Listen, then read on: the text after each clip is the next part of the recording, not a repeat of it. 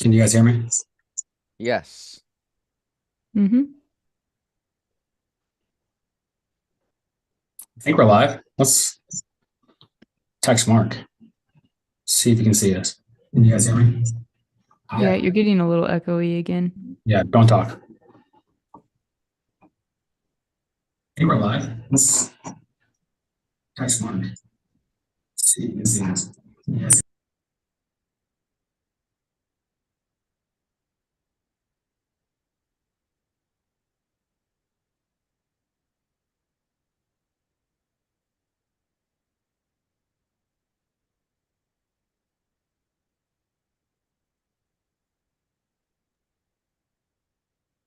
What about now? Sounds good. I can hear you. Did I just echo? Thought I heard a little bit of echo. What about you? Yeah, y'all are echoey. So am I, though. I think it's playing back through someone's speakers. Let's see. Probably Joel.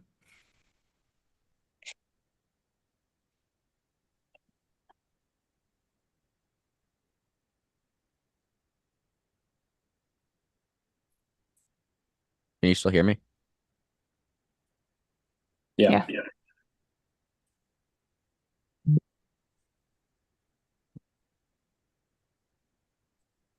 It's on me.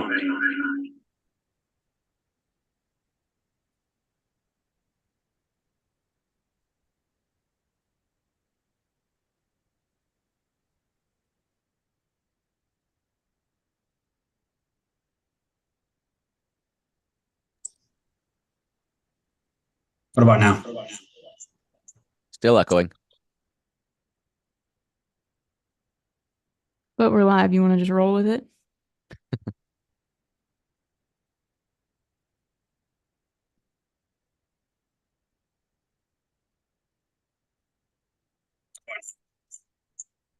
Still echoing. Hold on. So that was my bad. All right, Joel, you gonna talk about anything or what are we doing here? You're muted. You do have to turn your mic on. Let me jump off and jump back on. Okay.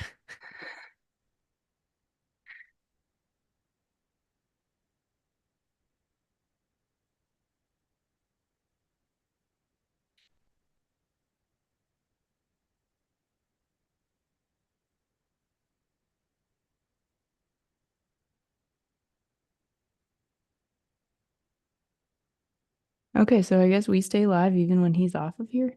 That's different. All right. Well, I saw I had about $6 in my Hive mapper earlier. All right. It's Yeah, some of them getting started there. to come through, but yeah, I'll look at it right now. I'm not too many people got paid yet. It's been very slow. Um, yeah, it feels like payday every day now with with it. Yeah, it's like a 4-day stretch where you're getting like rewarded and then you'll get your foundation rewards and mapping consumption and Yeah. it's not too fun to track. Oh, I bet not. And it makes me like I'm confused about when to cash out now. I'm like, well, I don't know if I'm gonna get more or if that was it.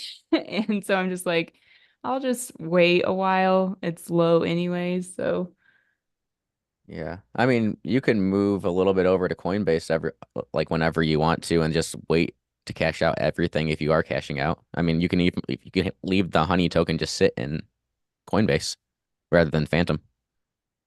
oh yeah.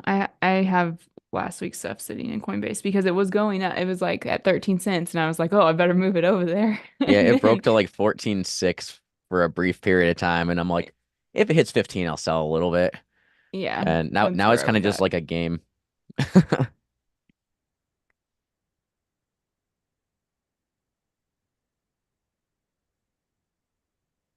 But yeah, the whole entire fleet is not doing so great. Yeah, I didn't know how the tech support would go on that. Well, it's getting worse because they're Oh, getting busier. So it's not like their team got bigger, but they're getting a lot more people mapping. So the response rate has been extremely slow lately. Gotcha. Welcome Hey, back, Joel. Joel, you're back. You're Can't you're hear still you. muted. What about now? I can hear you. Echoey? It's great. All right. One of the settings on volume on my computer was not working properly. So let's go. Okay, let's do it. You guys are already talking about HiveMapper, Yeah, which a little bit. is a great segue for what the whole purpose of this live is. So anybody that's on there, thank you for holding with us. But everybody on this call believes that real estate is a tool to be able to build wealth in different shapes and forms and processes and strategies and timeframes and journeys. And I'm a big believer that you spend all this time working on the deal, working on the strategy, working on the numbers and crunching and getting ready for the deal. But confidence to get into the market, it's all about the work you do before the deal, because no deal's ever going to be perfect. Things are going to happen, aren't going to be, quote unquote, go to expectations or be perfect. So having that margin for error if things don't go right, I think is one of the most important things, at least in my journey, that I know that it's important for me, but I think most people need to be aware of. Having the excess income streams, having the extra liquidity reserves to be able to weather the storm, things don't go right. And that's the biggest thing that I'm working on personally. So, and you both are, really entrenched in different income streams. And I want to share some of the things that you guys are working on, and hopefully the audience can take something from it. So, Paul, I'm going to start with you because you have a lot of different irons in the fire. What's the one thing in the last 12 months that has become a priority to be able to generate more income? Well, we were just talking about it while we were waiting for you to get back on. I have a fleet of dash cams out there, and it's a project called HiveMapper where I'm having a bunch of people map the whole entire world essentially, and we get paid in a crypto token. So I buy the cameras up front. The people map for me. I'm doing some tech support as well as learning the whole entire process as well.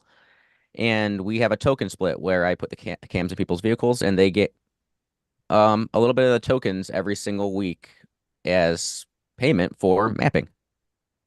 So that's a quick overview of it. We can go as much more in depth as you want to, but Sierra has 2 of my cams as well, so she is mapping for me. Yeah, so I've been learning the HiveMapper stuff as well.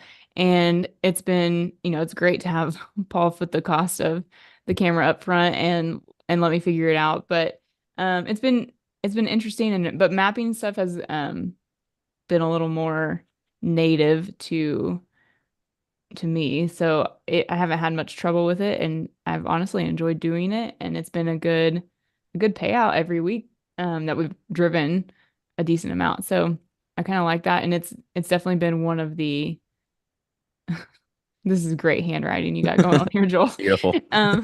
It's definitely been one of the better paying like side hustles for something that doesn't take a whole lot of extra effort. Yeah. I will say, for new people, if they're looking into this, if you try to order a cam now, you're not going to get one for a very long time.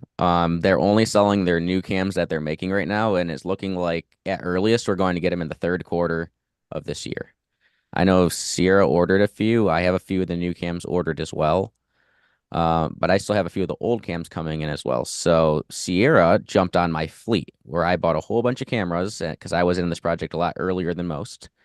And I have people mapping for me. So that's how she got into it. I will have a couple cameras available. So if you are driving a whole lot, reach out to me. We'll see if you're a fit. But the biggest thing is this is a decent side hustle, and it doesn't take all that much extra time. It's a little bit, if you're good with tech, I feel like you'll be able to figure this out. I do have a lot of issues with my fleet with people that are not so good with tech, and we're working through some kinks still getting them mapping properly. But it has been a great side hustle where there's been weeks that I'll make, only $180, 160, 180, which I did this last week. Over 1,000 sometimes though, when I have really good weeks and people are mapping well. So it could be a great extra source of income while you're saving up for your next property. What would you say is realistic in terms of, let's just say you're 6 months in, what's realistic from an actual dollar amount standpoint? Well, I have been mapping since the first week of November. And actually, we'll just go through the dollar amounts this year. Now, realistically, I'm running a fleet. So I'm over $6,000 this year total between my cams and my fleet. But I also did get some token rewards for cams coming in as well, just by the times I was buying them. But realistically, somebody could expect if they're driving a lot for their job, say it goes by kilometers, but here in the US, say you're driving 200 miles a week for your job. You could realistically, depending on where the token price is, maybe pull about 100 to 150 bucks right now. Now the price is kind of low for the tokens, right? But it does go up and down, so depending on where you're selling and when you're holding. But you could probably get about 150 bucks a week if you're driving fairly regularly with your own cam, not in a fleet. So Like just one cam by yourself. one cam, yeah. Now I know Sierra had a couple good weeks when she was driving a lot for her trips, and the token price was a lot higher then, right, Sierra? Yeah, earlier on I did some longer stretches and the token price was a bit higher. Um, and I have two cameras, but I'm doing the split with Paul, so that would kind of come out closer to like what one camera would be, I would guess, if you just have it for yourself. Um, and and I would say like for me, I'm trying to remember what I got off that first trip. I think closer to like $180 for the payout per stretch, like about 180 probably I think going there, and then maybe like a little less than that coming back. So some of the driving was in the dark. So that seems to be one of the benefits, I think, though, to the new camera is that you can map at nighttime, um, or at least the mapping hours are extended further. And so I did end up ordering one of the new cameras for that reason, but I also have like these from, the fleet to use in the meantime. And I'm not even sure if like I'll put the new camera in my car or if I'll find someone who drives more than me and Yeah. see what but I liked like this most recent trip, even with the token price being lower, it's still, I mean, I drive a hybrid car, so it's not like I get like 30 miles to the gallon, but the crypto rewards, even at the lower price, completely covered my gas expense for driving down there and back. So it's kind of like a great way to road trip and cover your fuel costs if you have something that gets like decent gas mileage. Yeah, and this is an idea. I mean, and Sierra mentioned something there that I didn't touch on. You only map an hour after sunrise to an hour before sunset. That's when you can get paid. It wasn't map. These cams that we have now don't map at night. You're not getting any rewards for mapping. So it really is ideal for someone that is driving a lot during the day. And I mean, if you're a gig worker, when you're driving for Uber, Lyft, DoorDash, stuff like that, those are perfect because you're driving in different areas all the time as well.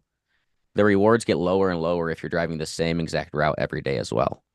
But even if you don't change your driving habits at all and you are a fairly heavy driver per week, this is a really good side gig and a great way to make a little extra money. You'll just have to track down somebody with a fleet that has cameras available, which is the harder part at this point. So if somebody wanted to reach out to you, Paul, you've got your cell phone showing here. Yeah. On the, I guess on the live, it's not showing the full number. But we can put it, if you want, into the description afterward. Oh, for sure. Yeah, you can I'll just send you my link tree, which sends everything I have on me. So anybody can reach me easily on anything. So what would you say, Sierra? How much time did it take to get set up in the beginning? I mean, it's just a matter of mounting the cameras, and then Paul walked me through setting up a crypto wallet because I didn't have any experience with that. So, I mean, downloading the app and then like setting it up, logging in, like the same amount of time it would take you to do that with any app. So, I mean, less than 15 minutes. I mean, I can pick up that stuff kind of quickly. So I think for people who have a lot of questions, it would take longer. But as far as just setup goes, like it's not that difficult, but I don't know if there's anything on the back end that I don't know about as far as like linking the camera to the account or something that takes a longer because I didn't have to do any of that part. How much time per week would you say? that I spend on the mapping. Well, just making sure that the systems are working properly and tracking or whatever else you have to do to be able to make sure that you're doing it Yeah, properly. so I've kind of gotten to where when I drive, like I kind of pop the app open to grab the images off the camera like wh while I'm driving every once in a while, and then sometimes when I get home, I will sit with my phone in the car pulling the images from the camera. That might take 30 minutes, and that's only if I actually like drove really far and didn't have it open the whole time. So, I mean, the time really wouldn't be more than an hour a week, probably most. Just have and I don't you don't have to monitor it. You just have to have the app open. So really the biggest hassle is just like not using your phone for something else while it's uploading the images. Which is also good, right? I mean, you should be playing with your phone while you're driving anyway. So Right. Yeah. Interesting. So like if you have Google Maps going, yeah. does that mess it up? So this is where we're having problems with one of the people in my fleet now, because a lot of people still drive older vehicles that don't have Apple CarPlay, or I mean CarPlay attached, right? So you do have to have it open on the main screen of your phone while you're driving in order to upload the images that you're mapping while you're driving, which is a huge time saver. That's where most people's time is lost, is if they can't upload images while they're driving. So if you're driving and you need to have, Google Maps open, you're still mapping, but once you get back home, you're going to have to open up that app, have it linked to the dash cam still, and either sit there and let it load or just leave your phone in the car with your battery on, which hopefully you have a strong battery so it doesn't die.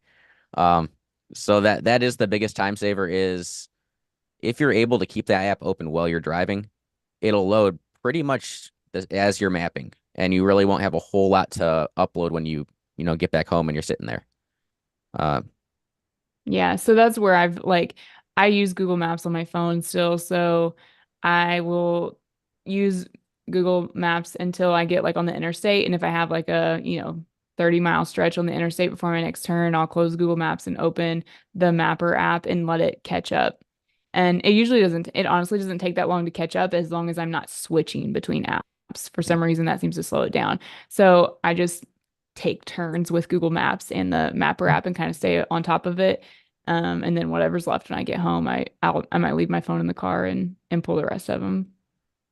Interesting. So like if a phone call comes in and you decline it or have a call, do you still have time to be able to catch up and have the data to be able to download while you're in the car? If it's Oh like a yeah, cold. yeah, for sure. I mean, it will catch up. Like it as long as you only have that open, it will pull them over pretty quickly. It didn't at first, but I can tell there's been some sort of software update because it's gone way faster more recently.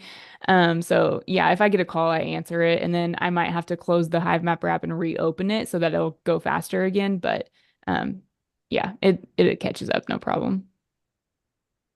What's the name of the token that it pays out in?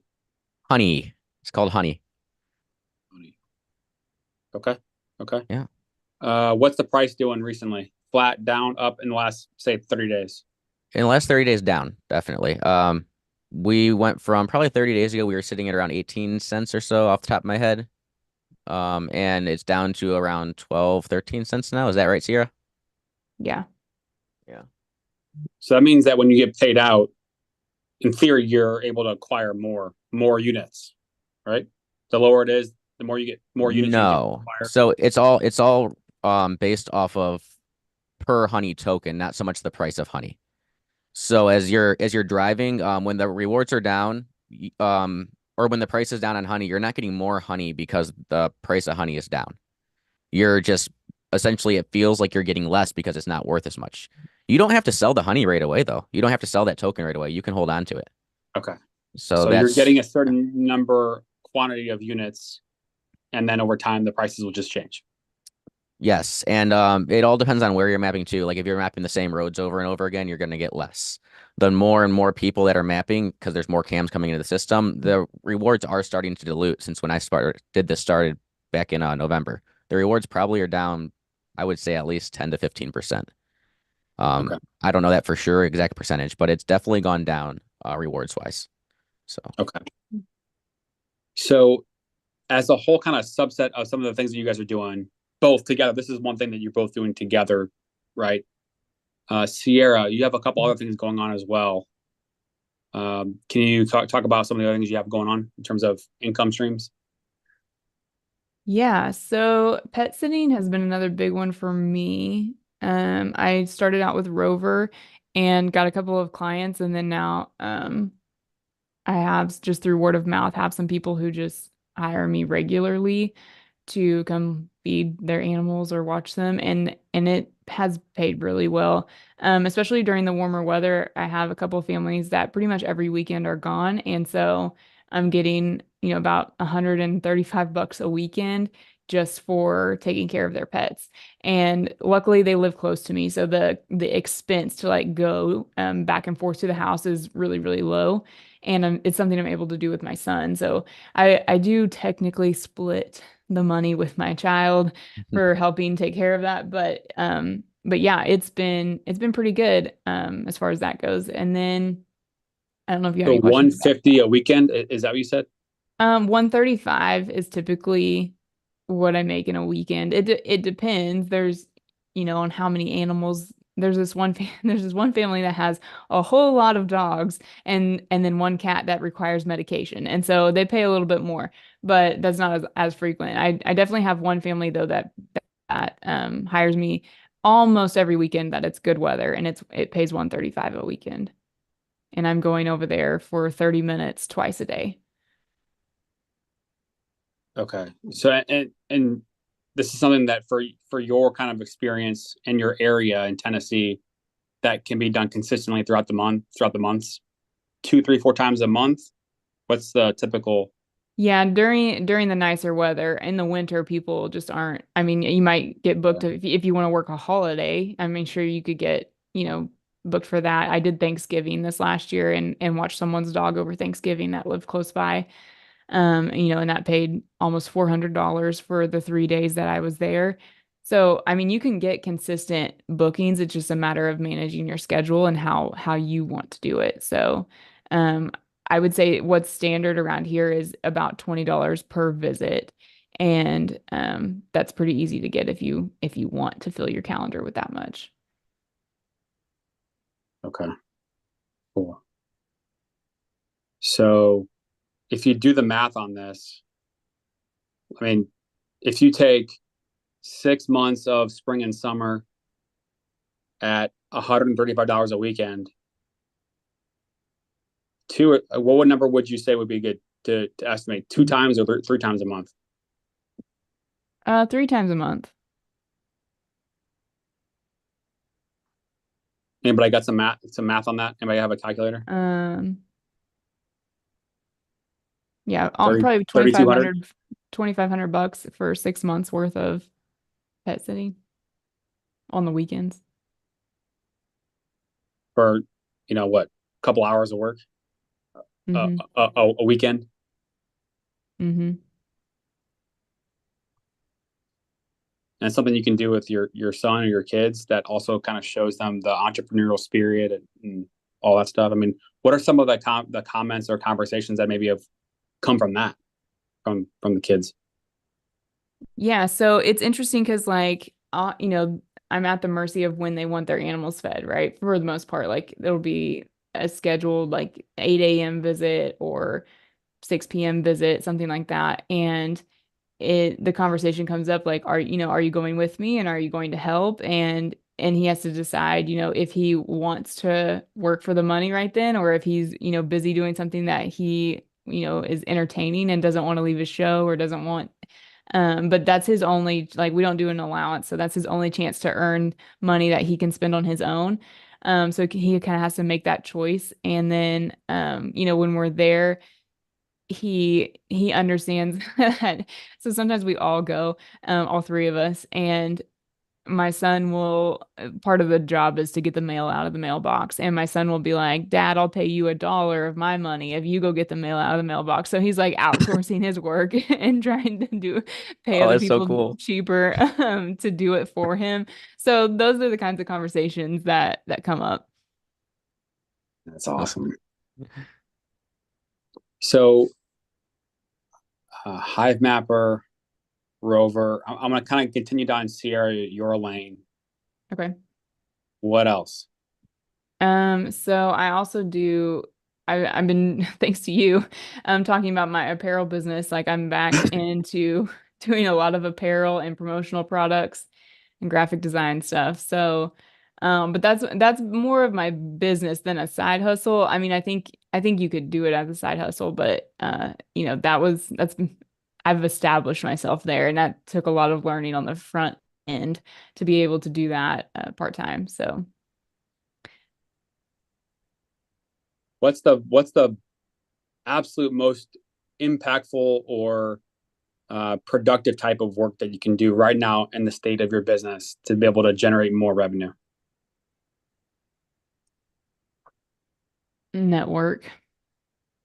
I Networking. mean, yeah, you really just you don't need many followers and um you don't need anything to go viral. Like you just really don't. You just have to network with a few right people. And I mean, I think it's interesting because so many people want to go viral, right? Or they want to have these big accounts.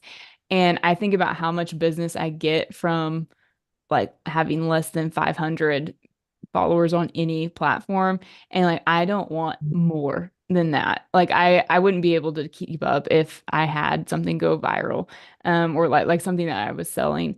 So um a handful of really tight connections will get you enough business that for any kind of thing that you want to make or sell. And so if I really wanted to scale up, I would just reach out to some of my connections and just be like, hey, do you know anyone who needs, shirts for their business or uniforms, or who might want hats to give away with their with their social media stuff on it, or whoever want to, a decal for their car. I have a decal on the back of my car, and I had some lady at the Costco gas station stop me who was interested in like finding out more about real estate and private lending. So I like sent her Paul's way. And I'm like, so there's like lots of stuff that I could do to tap into more of that. But I enjoy having some time to myself to do whatever I want. So I don't really try to scale or leverage up a whole lot in that regard. Where do you, so when you say networking, where are you doing that? That at a certain platform or just because you know people? Where is that being done?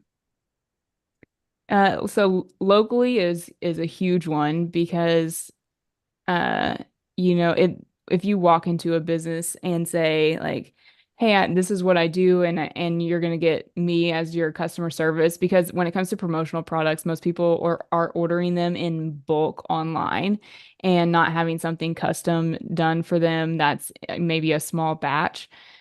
So it's really easy to get customers that way, where you just, even when it comes to signage on the front of their business, like, hey, I see your store hours thing is looking a little faded. Like I can do that and, have it to you by next weekend. Like here's what my price would be. Like, let me know if you need anything else though, because I do all of this promotional stuff. Like it's really easy to find customers locally that way.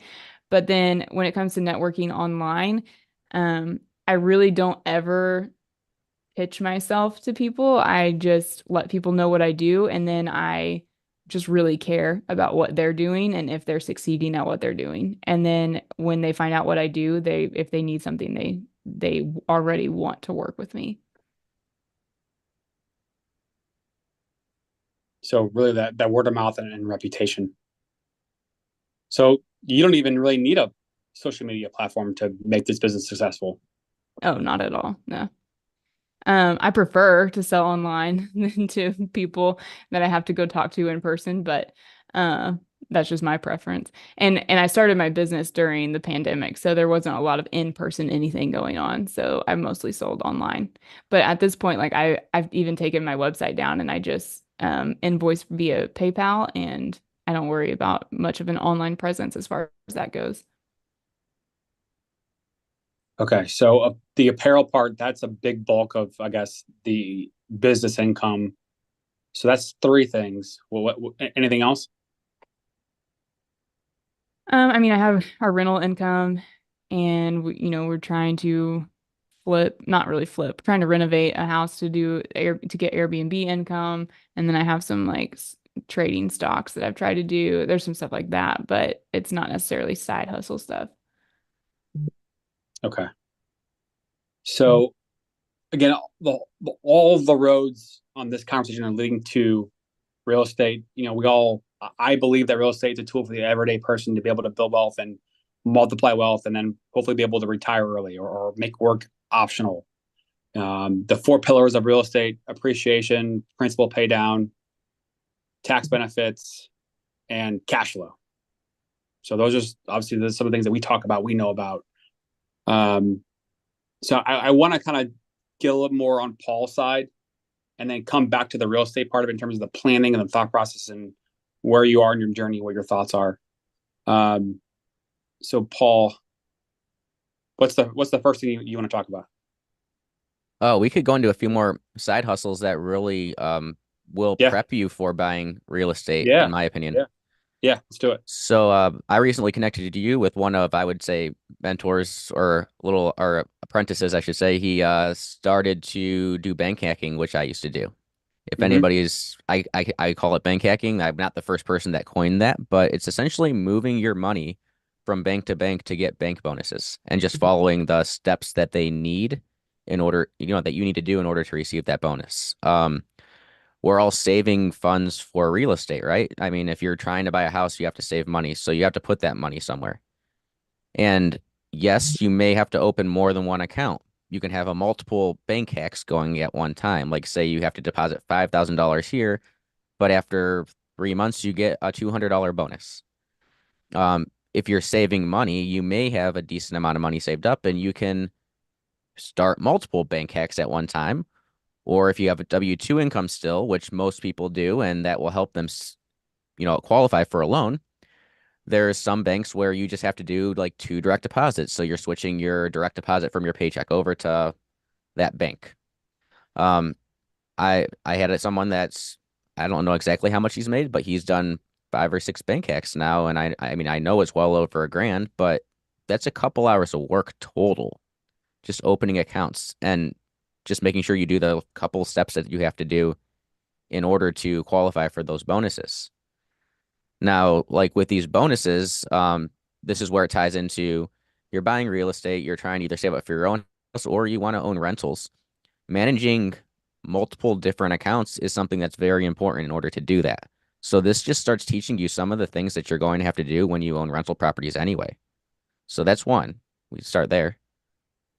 What did you say is an example for some of the different bonuses that can get paid out by opening? So you're talking about opening up a checking account, right? That's one example. And also they have the credit card, bonuses for. Yeah, that's a whole nother thing. We're going to touch on that in a little bit. But opening up accounts one thing at a time. Yeah, okay. This is just the banks. This is just opening up checking accounts and reading what the rules are that you have to do in order to qualify for those bonuses. And strategically opening those accounts in order to make sure that your money that you have sitting in one account right now is working for you the best it can be working for you. Sometimes that may be opening 3 or 4 accounts and moving what you need to in different banks.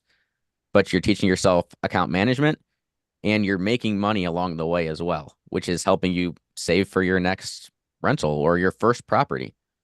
So. Yeah, we actually just did that. I didn't realize that was a thing, but we just took advantage of that recently with our Chase account because we had Chase credit cards, but we didn't have Chase banking accounts. So we took advantage of their checking account bonuses. Yeah, I just did that yesterday. I opened up another business account for one of my businesses because there was a $400 bonus for opening up a business account.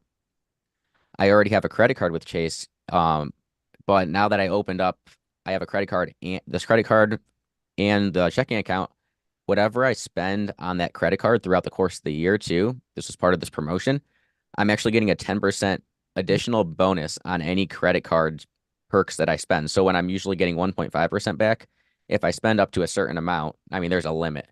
I'm going to get a 10% bonus by having the checking account and the credit card with Chase. That's cool. Yeah. So that was with Chase, the $400 bonus. Yeah, well, that was for a business account. Your normal personal account, it's usually a $200 bonus, and you usually have to make like 2 direct deposits of $500 or more in the first 60 days in order to get that. So ours we just did. It's a $300 There we go. bonus and it's two direct deposit. Well, no, it's just one direct deposit of Okay. 500, but we have it set up to be two of 250 to get the $500 a That's month. it. Yeah. So it's a $500 total, Yeah, right? Yeah. each month. And then it was a 500. $300 cash bonus. Okay. Now there's a And minimum that you have to have in that account, right, Sierra? No. No, not to avoid a bonus or a penalty by like a monthly fee. Not in that one. Okay. Gotcha. how many accounts have you opened in the last 12 months, Paul? So I don't do that as much anymore. Because there's also regulation or not rules on how many times you can open accounts. Like say I can only qualify for a bonus at Chase every 2 years. So if I open a Chase account and then I closed it like in 6 months and I open one up again, I'm not going to be able to qualify for that bonus if I had a bonus in the last 2 years. So that's like the fine print. Yeah. There's some banks like Huntington that's up by me that I've done 5 bonuses for. Eventually, they'll probably just not let me open up accounts because they can do that. But you just wait, and I usually wait like 2 or 3 months after the timeline that they require. So if it's 2 years, I'll open it up in like 2 years and 3 months. And I will go in my calendar on my phone and put a note in there to open an account here on that date. And then it reminds me that that's the time that I can actually take advantage of a bonus again. But right now I think I've only done like 3 this past year. And that's mainly Okay. because I'm growing in my businesses. This is a really good side hustle for somebody that's just getting started and trying to learn how to manage. So, Okay. So BuzzTune out there, if you're hearing this, someone that we all know is, acquiring several rental properties, and for him across state lines. When you talk about managing multiple accounts for rentals, what did you mean by that? same thing. Like you're going to have to deal with whether you're self-managing or property management. So if you're self-managing and you have multiple properties, well, you have not only the bank accounts for those properties, wherever your money's going for them, whether that's one account in your personal name or in different LLCs. You also have the properties themselves to manage, which is a different account. I mean, you have to use different softwares, whether you're doing self-managing and using a software to help you, self-managing completely out of spreadsheets, which I wouldn't say is the best way to go, but some people do. And then there's also property management. And if you have property management, you're managing the property manager. So you're dealing with your funds coming in and out, you're dealing with your insurance, you're dealing with your tenants, whether it's property management or self-managing, and you're dealing with the money coming in and out of the accounts. There's a lot of different accounts that you're going to have and a lot of different things you're going to have to do while you're managing your properties. So taking baby steps up to that by having 4 or 5 different banks going and keeping up on the things that you have to do in order to get that bonus is just helping you manage and learn those skills at a lot lower level. In my opinion, I think that's a great stepping stone. Love it. Love it. Okay. What's the next lane you want to talk through? Well, let's touch on Side credit hustle. cards. Okay. So you're spending money every single day, right? Mhm. Take advantage of looking at your daily, monthly spend, what you're spending your money on normally. And there's so many different credit cards out there that fit your spend and your habits the best. Because if you're spending money out of your checking account with a debit card, you're not earning any rewards. One thing. Secondly, that's actually at risk by actually using your debit card for your daily spend. Because if you do get hacked, it could take a while to resolve that. Sometimes it's resolved quickly, but not all the time. With a credit card, you can dispute a transaction and that money won't leave your bank account until that transaction is either disputed and you do have to pay it, or if it was a hack, that never gets pulled out of your account. So credit cards are 1 for safety, 2, get bonuses for all the money you're spending.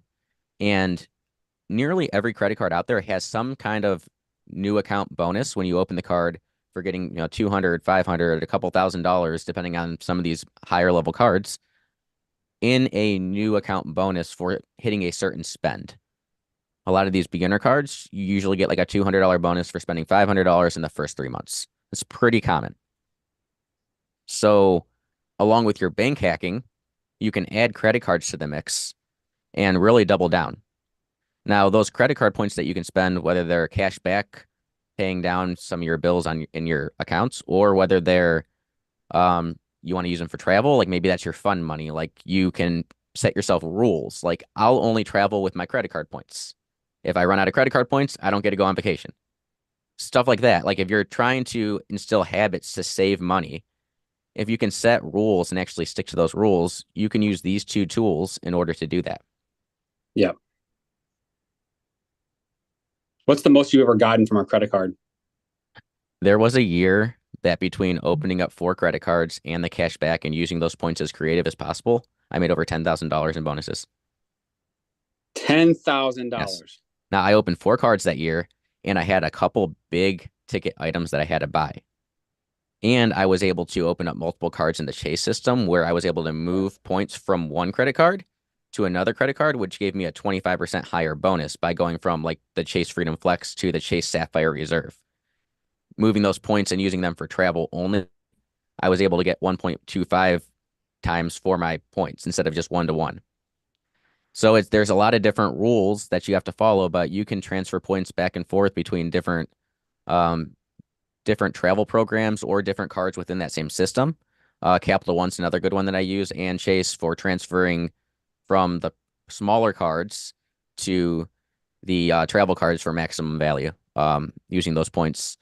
And also, when it comes to that, though, it's really like I honestly have a 4-year travel card or a 4-year credit card game in my head. Like I'm always looking at what I need because there's so many rules in the travel credit cards period about when you can get bonuses, how often you can get bonuses on certain groups of cards.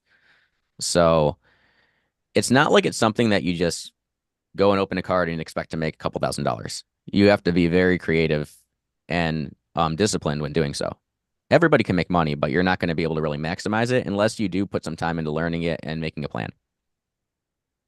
Love it. Yeah. So I put Fidelity on here because it's one of the ones that I use. And so I've got 3 different cards that I set up over a period of time, and it gives you 2% cash back on every purchase, and it just automatically goes into a trading account, and then you can do with it what you want to do when you want to do a trade, savings, whatever you want to do. Hold it in cash or whatever.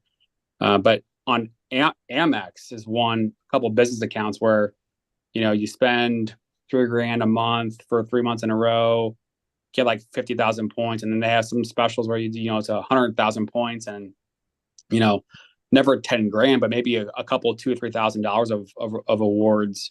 And that's the same thing. Like, okay, they have annual fees. So like, okay, first year's free. I open it and then like close it out, and then 2 years later you get another thing in the mail, and you do it. So over like the last 10 years, I think I've done it 3 different times, open and close, and having 2 different business Amex cards as well along the way. So definitely some traction there. What about you, Sarah? What's your go-to credit card?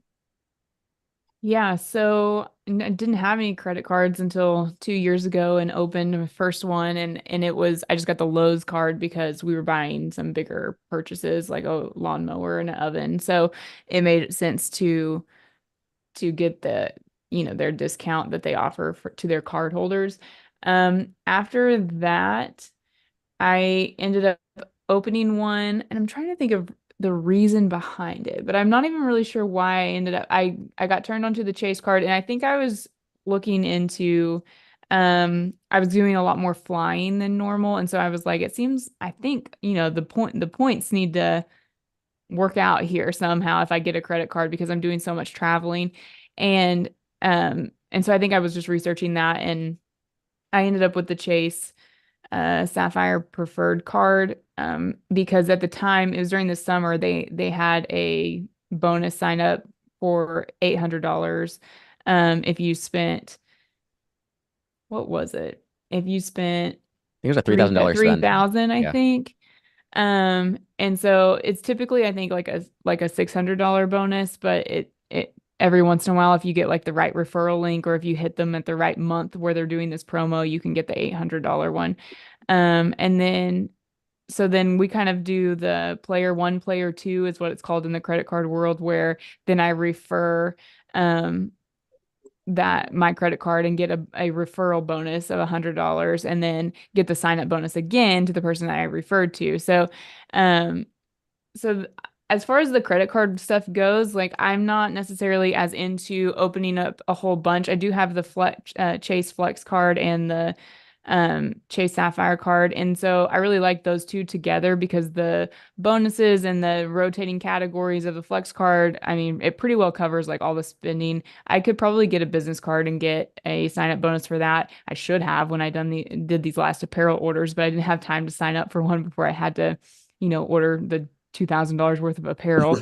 But um it is nice. I don't see myself playing that game a whole lot. I do like to use the points and mostly for hotels. I haven't noticed it being that beneficial for flights yet, but I think that it's just interesting that how long it took me to get into like getting the points from my regular spending and just capitalizing on that uh and that's been really nice to get a kickback from all the regular spending. And I think that like the bank hacking thing and the credit card thing, it's a really great way for people who haven't ever done that to build up a little, you know, a bigger fund that they can actually do something with that money. It's like it's a great way to build up a few $1,000s like pretty quickly. And then you can put that money into an investment or you can like it's a great way to get that your little nest egg started. And then you can obviously keep playing that game. And I know a lot of people get addicted to getting travel points and really maximizing their point game for lots of different stuff. But for me, I feel like it was just practically speaking, like it can be the one thing that helps you go from like breaking the paycheck to paycheck cycle to suddenly getting like 1 month ahead. And then like that frees you up to do so much planning with your money if you can just have like one more month of expenses covered. And so I think it's a great tool for stuff like that. I love that you brought that up, breaking the paycheck to paycheck cycle, because one of the things that I've experienced on my journey and also with clients is that, hey, you know what, like I have to save so much money to be able to buy a house. Let's say I want to buy a $300,000 house and I need $20,000 to be able to do it. And right now I can only save $50 a month. And this idea that, hey, $50 a month or $50 or $100 is not a big deal. And I need to be doing more. I need to be doing more. And you kind of get in your own way and that pressure and anxiety of it's not happening fast enough. And instead of like realizing that, okay, $50, this is a good place to have a stepping stone or a baseline to be able to then springboard off of and potentially be able to do more in the future.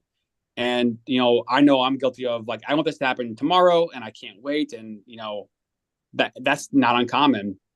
And so if you get a little bit of success, get the ball rolling in your direction, going downhill instead of uphill, it sets you up for future successes if you just let the process do its thing, let time work for you. And what are your thoughts about that in terms of your own kind of personal situations or psychology of seeing, $100 of savings as a win versus not really realizing maybe it's something that's important to be aware of?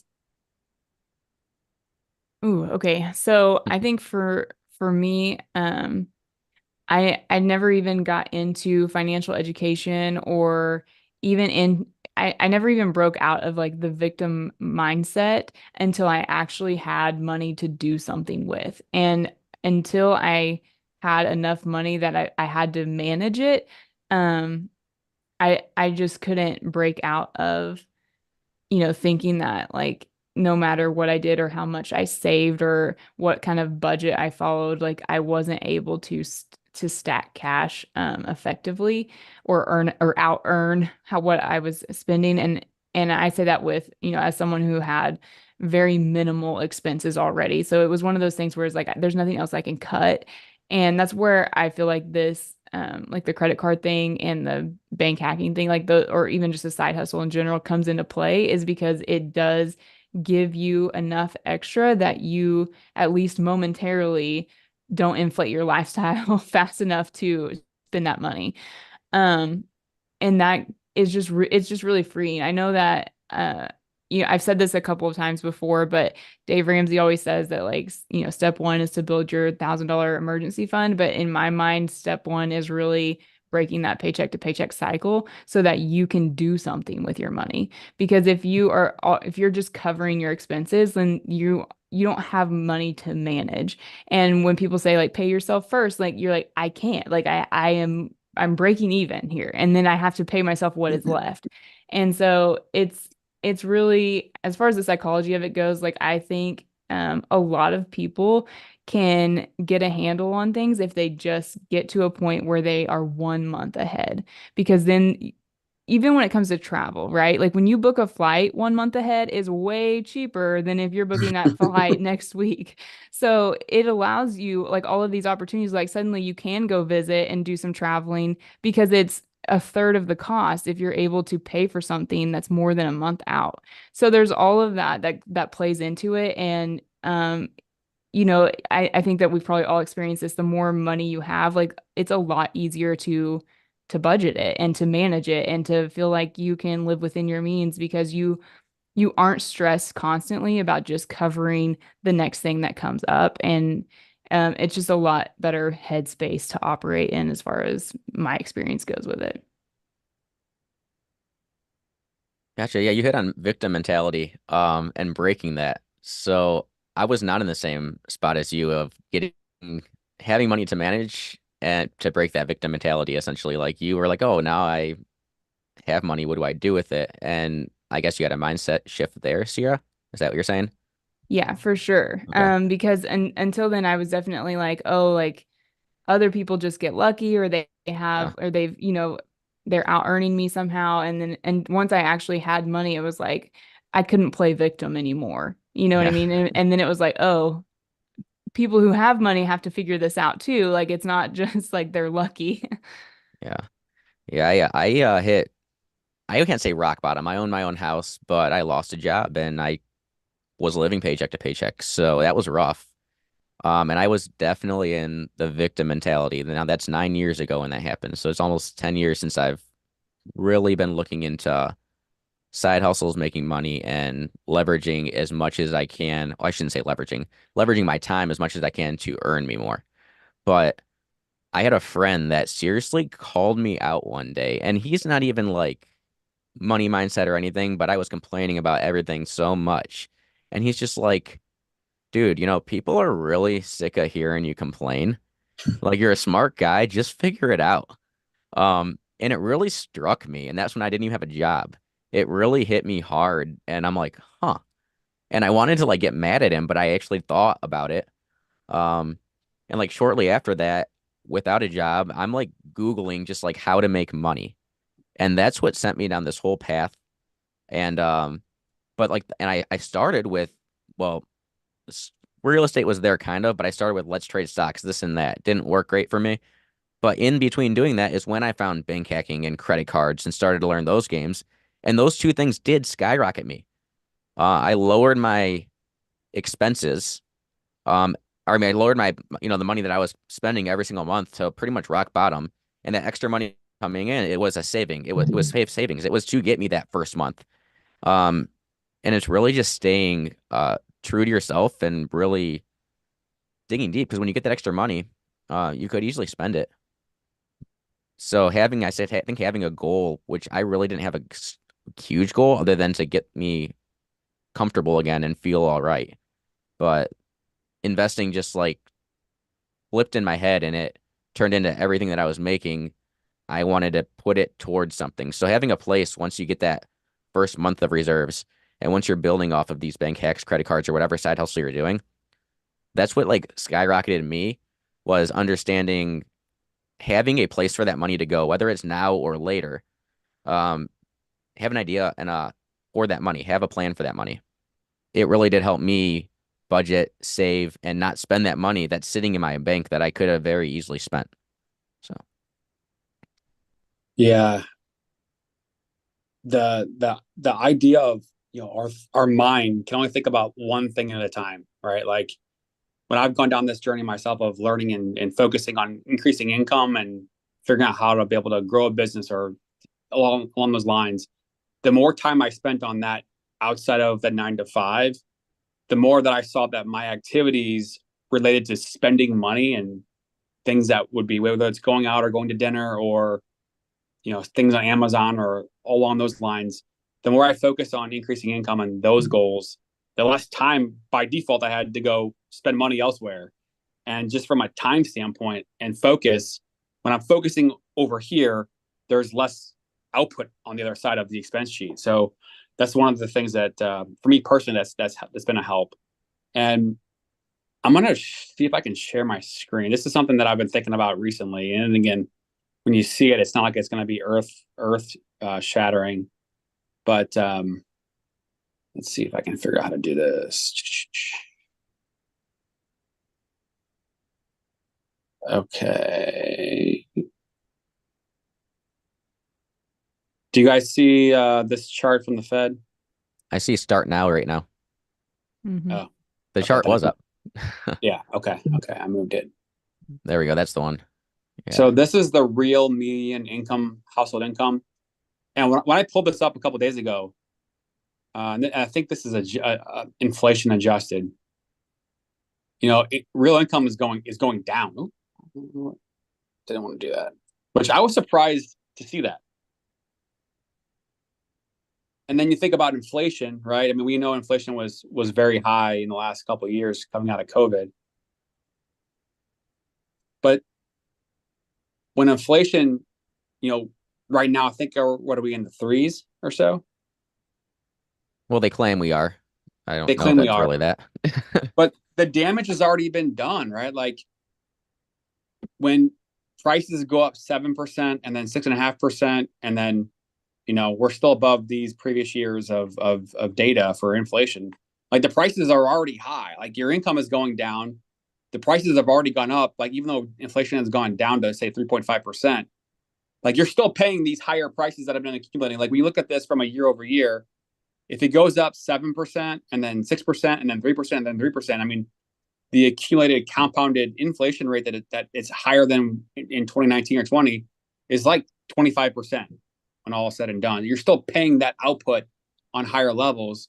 Income hasn't caught up. So yeah, inflation's coming down, but we're still paying for the sins of our fathers, so to speak, in terms of the print machine in 2020 coming out of COVID.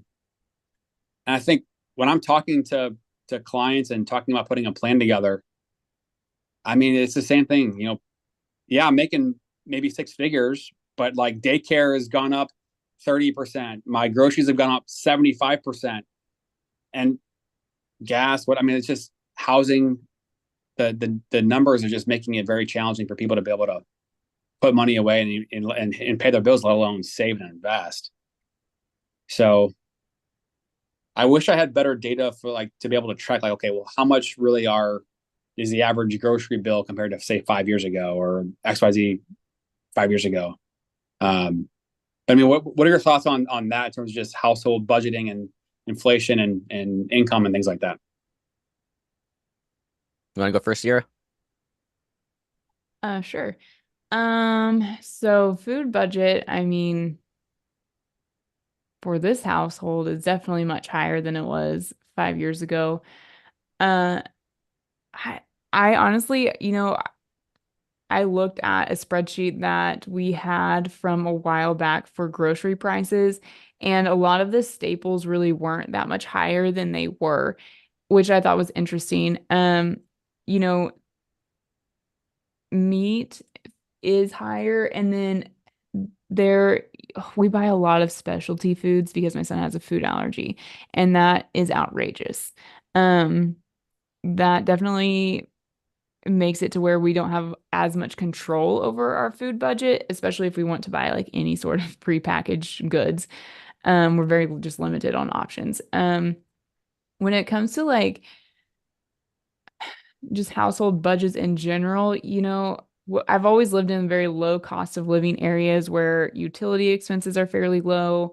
Car insurance is reasonable, compared to other parts of the country. So I can't really speak to the struggles that I think that a lot of people face when it comes to higher cost of living areas. I just know that you have to respond in some sort of way that is not that victim mindset, right? Where it's like, I can't keep up, I can't put away money, I can't invest. Like you really have to find a way to say like, this is the struggle that I'm facing and there has to be something that I can do about it. And you just have to take responsibility for that. And it does mean you have to be more creative than you used to be. And I think that's just, you don't have to work a side hustle. It may mean you just get rid of your childcare expense and you find a way to live near family, or you find a way to get your family near you, or you may have to live in a multi-generational household and you just say, you know what? It's a little not traditional, but me and my parents, we're all going in on a giant house, and so that we can have childcare and we can all live together and we can make the payment, and it's a way easier than to have these two separate households and to try to do it like the more traditional way. I think, the house hacking is, obviously one of the more popular ways right now to get into real estate and being able to rent out the other side of the duplex. Like we're doing where we're sectioning off part of our house and trying to Airbnb it so that we can get some income to help offset the mortgage payment. There's lots of different strategies that you actually can do something about how much of a struggle it is to keep up with inflation right now. Um, you just can't sit around and be like, I don't have any left over to do it, so I'm just not going to. And I hear a lot of people say like, I don't think home ownership is ever going to happen for me because of how home prices are up right now, and or cash buyers are buying everything that's below the median, or there's lots of different narratives out there about what's happening. But the people who have reached out to me and have had interest, as soon as they walk through the process of getting pre-qualified and know what they're able to do and get in the game and start making offers, and they start stacking their cash for their down payment, and they find a way to, even if their down payment money is not even seasoned, then they're getting their parents to gift them the money and they're paying their parents, and like they're figuring it out. They're able to make it happen, and it's just a matter of doing those steps and not sitting around complaining, thinking that you can't, like, oh, well, the interest rates are up, when that's only one factor, and it can actually play to your benefit if you want to buy new construction. Like there, use use them to buy down your rate, or there's lots of different ways, and you can't sit around and just complain. Paul, what's the last property that you purchased? What was it? A primary? Was it a rental property? What was the last property that you acquired? Well, it's both. It is a primary and it is a rental property because I quit my W-2 job back in February, so I am on my own now. I had to buy one more property, and I took advantage of a loan program that you can get into a 2 to 4 unit for 5% down as long as it's owner occupied. So I bought a duplex, and I'm living in the bottom unit, house hacking that unit. So I have one person living in the second room, and I have the upstairs tenant paying rent in the 1 bedroom, 1 bath. Okay. So I'm going to share my screen and let's see if we can walk through these numbers. Yeah. So do you see a calculator? Yeah. Mhm. Okay. Are you okay sharing? Yeah, let's do it. Yeah. Okay. What purchase price should I put in? So it was 116,000. 116,000. Now I don't know if we're gonna be able to do it in here. I did get max 3% seller concessions as well, which I Okay. put towards my closing costs. Okay. So So closing costs, I'm going to leave out of the conversation just for simplicity. okay. So we got 5% down, which is Yeah. the down payment, loan amount.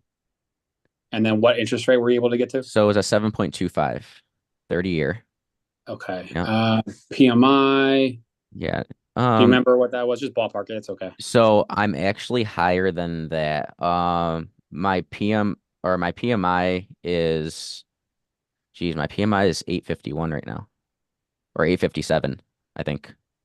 So Wait, your principal and interest or the monthly? PITI, that's everything. Yeah. Oh, okay. So How much are your taxes? my taxes are way lower than that. This property has like $600 and something a month taxes on it. So $50 a month. How much is your homeowners? You know what? Don't remember off the top of my head. It's all worked into it. So okay. I'll just, yeah. so if I said 902, yeah, is that I feel like that's a ballpark? little bit high, but I don't know where I'm missing on that. And that might be because of let's see. No, that looks pretty I put close. monthly PMI in here at $50. Let's run with Um, that. I'm missing something there, but it's about $50 under. So maybe my rate is lower. I maybe your honestly rates, have to look yeah, at that because yeah. there was I did do a rate buy down on that as well. So I might have I a lower was gonna rate. say it's your rates at That's 6.5. probably closer. It's not quite that low, but it's right around there. Yeah, Okay, so your payment there, right. and then it's a duplex. So what is It the other is. unit for? So the other unit, I have a 1 bedroom, 1 bath upstairs. And right now they're only paying 550 a month. I got them up from $300 a month where they were paying. Okay, And that was no, newly negotiated. That's still well under market rent. I gave them the 3 month term at that rate before they moved out. And I do have a tenant that I can put in their Section 8 at 750 a month. So that will raise eventually. at some point it's gonna be 750. Okay, Like I will say like in 3 months after like I say I have to do a little bit of rehab upstairs once he moves out, but it's I would say within about 4 months it's gonna be at 750 a month without a problem. And that's under market. okay. And then in your unit, how many beds do you have in in Two yours? bedrooms. So 2 bedrooms, and then you mentioned that you're house hacking your yep. unit. I'm renting out a room in my house for $400 a month.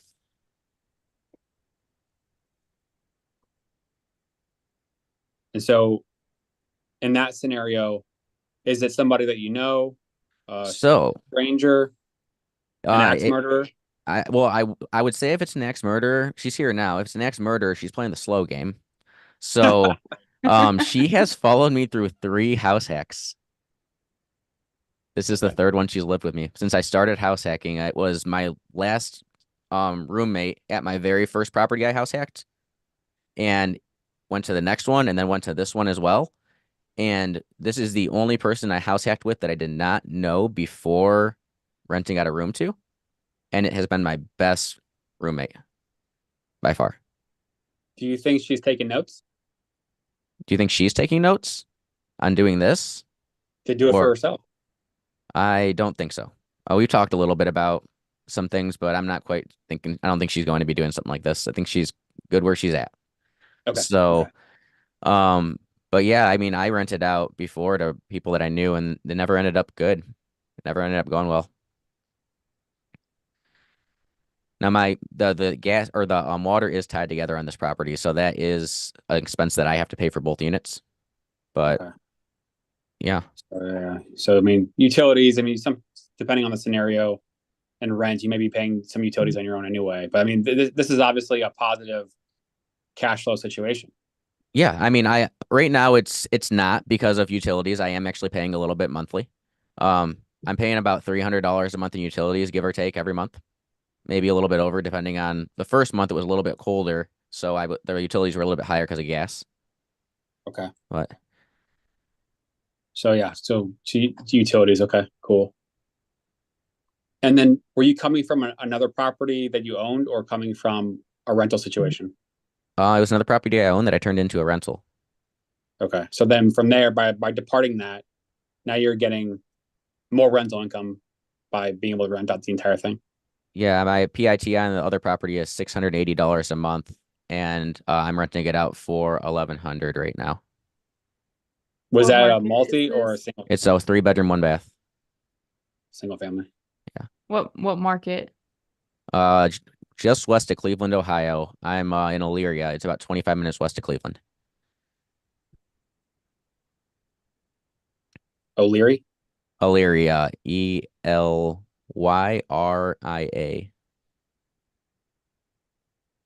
Yeah. Okay.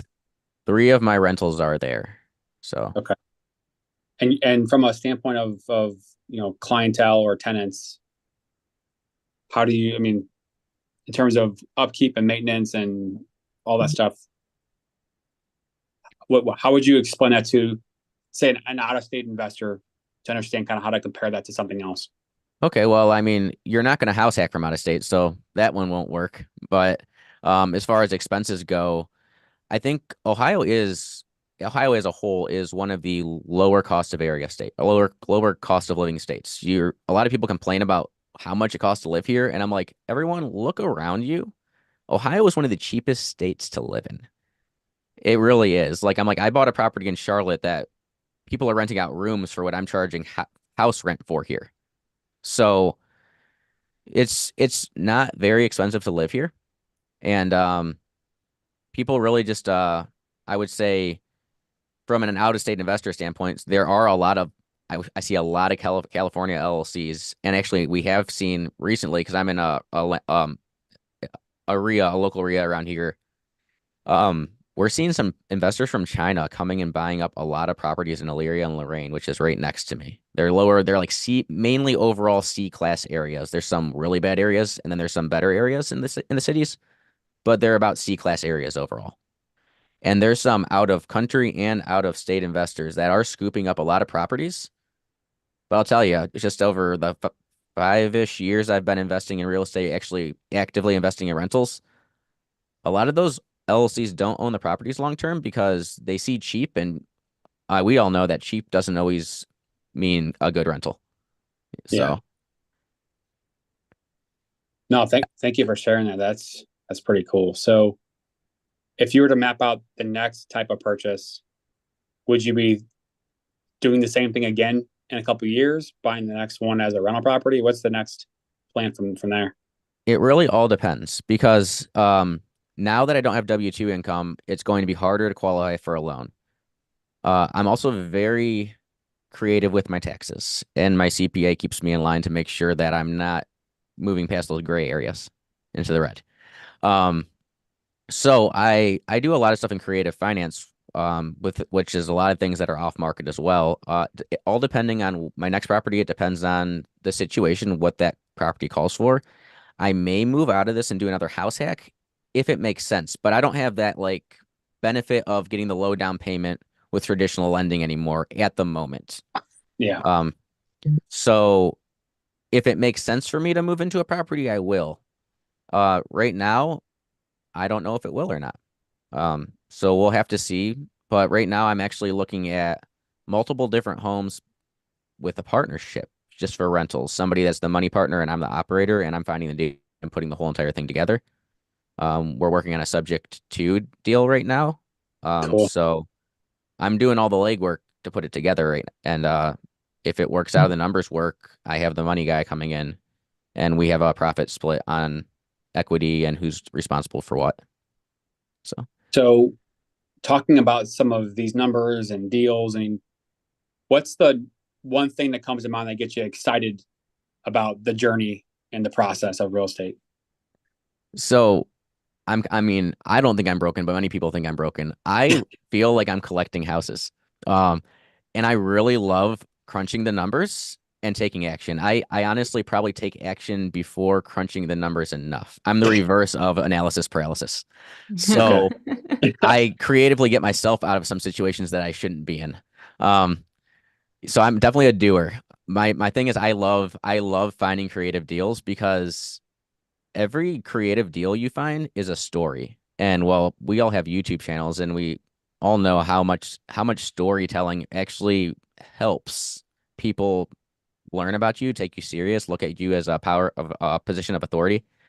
Um, I've just off the creative deal I did in Charlotte, North Carolina, I've had so many people hiring me to transactional coordinate deals for them on this specific deal type because it's a very creative and tough transaction to get through. So it With the seller created financing part of it? this was a seller carryback. So I had a seller come in second position. Yeah. So that type of thing is not easy to go through, and there's a lot of things you have to do, and some things that the bank in first position can't know up front. So, talking to a mortgage guy right here. Yep. It's funny that you bring that up because there's a couple different DSCR investors that I know that don't care about that, which is interesting. I have a couple of them. That's a whole rabbit hole Yeah. to go down. I want to ask Sierra this question, and maybe you want to share some details. Maybe you don't. That's up to you. Because you're in a different state looking for a primary residence and a house hack. Are you looking for quads, for duplexes? What type of property are you looking for? Yeah, my hope is a duplex, preferably side by side. I'm I just now started looking. I'm definitely more in the saving up the down payment phase, but it's going fairly quickly. And ideally, I would be able to pull the trigger, in the fall or winter, just because that's, going to be the time of year where I have the most negotiating power probably and the less competition. So, um, that I'm just trying to be ready by that point. But I am looking for a duplex. I haven't had as much luck finding something that's one vacant so that I can look in it, which is important to me. Most everything has tenants in place and long leases, which is already kind of a turn off to me in general. Like inheriting tenants isn't really what I want to do, especially if we're going to live in one side of it. So, there's been that kind of hiccup with it. And then the other thing is that there's just very few to choose from at the time. And I know that, it could just be the time of year, or it just could be that the selection of duplexes. Like right now, it seems like most duplexes are being built by developers and are in like whole communities of duplexes. And I'm wanting something that's more older and in an established neighborhood that is clearly not becoming a D class neighborhood. So that's kind of where I'm looking. And the whole idea with it is to make it a rental after living there for 1 year, but also be able to take advantage of this, lower down payment for multifamily. And we've been looking in Tulsa, Oklahoma, where we have basically a $10,000 reimbursement if we buy and move there by the end of the year. So we have a few like factors at play that are motivating that, but with rates the way they are and the lack of choices currently, we just have to be ready when something good pops up. So I don't know that anything will, and I don't think that we'll force it if it doesn't happen. We could obviously get a house elsewhere and get another investment that way, but that's kind of where our eyes are currently. So when you've crunched numbers and looking at the delta between a payment versus the rents coming from the other unit, what's kind of your expectation or benchmark that you're trying to be able to get to in terms of your net overall payment? I'm not talking about utility. I'm just talking about just the actual mortgage payment with taxes and insurance and everything included. Yeah, so overall, the goal is to cut our current living expense in half. And so right now, just like our mortgage payment here in Tennessee is $1,600. It just went up $75 because of insurance. So, our goal is to get our mortgage payment down to $800, which is what it was before we moved to Tennessee. And it was like $875, I think. And we would like to get back to that. And so ultimately, we feel like we could get into a duplex in Oklahoma for under $250,000 for sure on the purchase price. And we would be able to rent the other side for sure for 18 or for 800 at least. But it just depends on the property, depending on if it's a 2-bedroom or a 3-bedroom. And then that would make our payment closer to 800. So that's kind of where the numbers are falling for us. And then what about the property that you'd be departing? So you mentioned the payment number what would be the expectation for rents on the back end?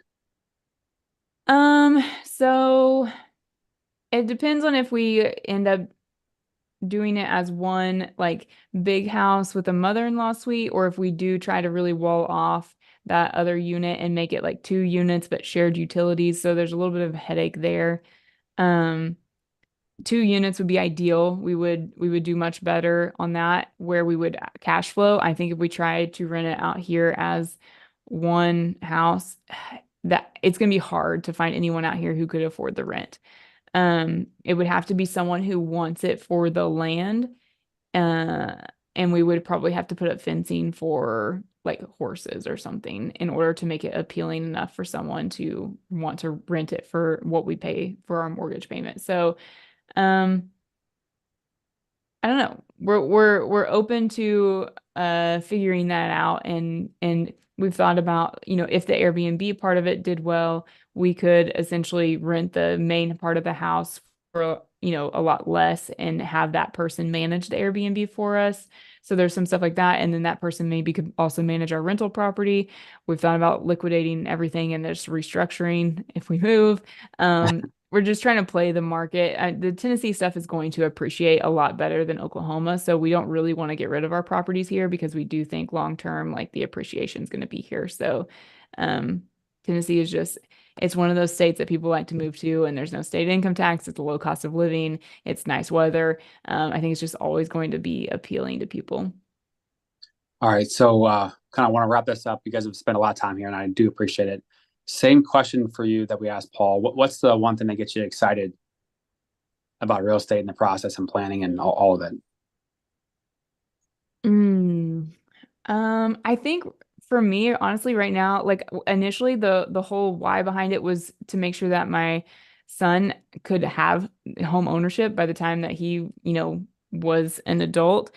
I saw a lot of my peers feel like they were, stuck in this, like, I just want to rent forever because I can't get into a house. And that was really disheartening to me to see a lot of, people my age, living with their parents still. And I was just like, okay, I think you guys can do it if you try. And I really didn't want my son to be in that same situation. So that was kind of the main motivation. But now I feel like really exciting to just share what I'm doing and show that you can start from scratch. Like that's kind of, we're trying not to use any money from these properties to buy the next one, so that I can show that like through side hustles and just like consistent saving strategies and consistent work there, that you can, within a reasonable amount of time, make the money to buy a house hack. And you can do that where your living expenses are going to be much cheaper than renting or trying to buy a single family house right now. So I think that's got me the most excited, just because I feel like I hear a lot of people my age complaining about it never being possible. And that feels like something I can debunk. I love it. I love it. Yeah. So the one question I get a lot from people that are thinking about buying is, hey, I keep hearing that, prices are going to come down and markets might crash. What do you think about it? And I mean, no one has the ability to predict the future, but from a standpoint of the data, I mean, there's just, the inventory is low. People have rates in the 2s and 3s. A lot of people have properties that are paid off, and I don't really know exactly what would happen to create a massive influx of supply. And so if rates go down at some point, it's very likely that prices will continue to, go up, maybe even up a lot. And the ability to purchase a home, the having enough money to be able to have for down payment, the affordability metrics continuing to widen. That's the part that gets me kind of scared or fired up, that the next generation or wave of people in their 20s and 30s and younger, how are they going to be able to afford real estate given the current environment? Because people that have a 2% rate, what's going to make them sell? I mean, a lot's going to have to happen for them to sell. So that's the question that goes through my mind, and why I love talking about this stuff, because you guys have given some great examples of how to be able to increase income, how to be able to save money, how to be able to tackle the idea of a house hack, or to be able to acquire a multifamily, to be able to build. Both of you use the word generational wealth. And so these are the things I love talking about. So thank you guys so much for making time. Homes and Hustles, Paul Rink, Rinks Rentals. And we'll include some links, and we'll hopefully cut these up into some more digestible videos as well. Anything else you guys want to say? Oh, thanks for having me on, Joel. This is fun. We'd love to do it again sometime. Yeah, This there's a is lot awesome. more. Thanks, Joel. Thanks, guys. Thanks, Sierra. All right, y'all. Take care. Bye.